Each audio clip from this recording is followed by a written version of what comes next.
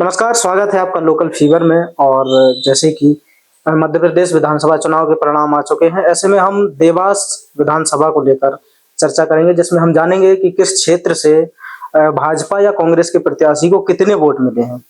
जैसे प्रदीप चौधरी जो अपने गृह वार्ड से, उनकी क्या स्थिति रही, उस पर भी बात करेंगे।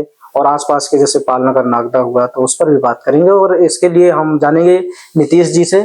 और नीतीश जी बताइए, नागदा का क्या हाल रहा? नागदा में 285 से लेकर 290 तक के जो पोलिंग बूथ थे वो नागदा के थे।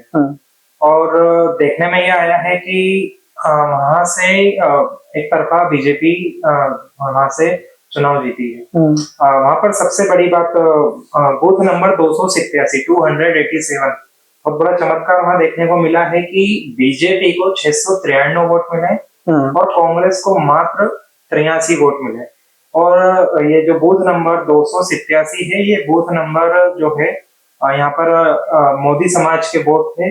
और उससे स्पष्ट समझ में आ रहा है कि एक तरफा जो नागदा के तंबोली समाज के जो लोग थे, उन्होंने एक तरफा भारतीय जनता पार्टी को वोट दिया है। उसके अलावा भी हम जैसे देखते हैं तो नागदा के अंदर बीजेपी को लगभग 2700 वोट मिले हैं। वहीं कांग्रेस 1700 वोट 1650 वोट के आसपास रह गई है।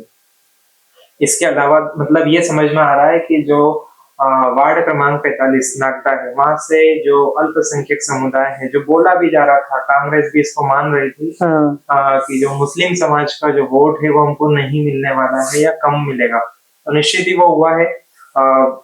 जो मुस्लिम वर्ग है उन्होंने बढ़ चढ़कर भारतीय जनता पार्टी और गायत्री राजे पवार को वोट दिए हैं। उससे ही समझ में आ रहा है। इसके अलावा दो बूथ वहां के ऐसे थे जहां पर कांग्रेस ने अच्छा किया, तो वो हम स्पष्ट समझ में आ रहा है कि जिस तरीके से अगर वहां का जातिगत समीकरण देखें नागदा का, तो नागदा में तंबोली समाज, ठीक है, उसके अलावा मुस्लिम वर्ग और तीसरे नंबर पर खाती समाज, ये तीन वर्ग ज्यादा है। हालांकि इसके अलावा भी कुछ समाज के लोग हैं जैसे, लेकिन अधिकतर जो वोट बैंक जो है इस तरीके से। वार्ड क्रमांक 45 में भारतीय जनता पार्टी के पार्षद हैं। और इस तरीके से जो तंबोली समाज के वोट है वहां पर एक तरफा भारतीय जनता पार्टी को गए। बूथ नंबर 287 उसका गवाह है। तो इसमें पार्षद जी का क्या रोल रहा होगा? पार्षद का रोल रहा है, इसीलिए हम बोल सकते हैं 287 जो बूथ नंबर 287 है, वहां पर 693 वोट भारतीय जनता पार्टी को मिले और कांग्रेस को सिर्फ 83 वोट मिले। तंबोली समाज से ही जो भारतीय जनता पार्टी के पार्षद हैं वो हैं, उनकी विष्णु मोदी पार्षद हुआ करते थे। उनके बाद उनकी पुत्रवधू वहां से अभी पार्षद है, मनीषा मोदी नाम है उनका।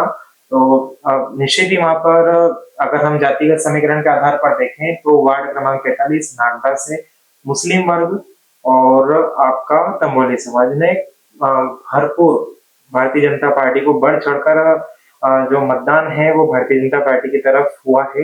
ये जो आंकड़ा है उस आधार पर कहा जा सकता है। नागदा के ऐसे कौन कौन से बूथ हैं जिनमें कांग्रेस की बढ़त रही है?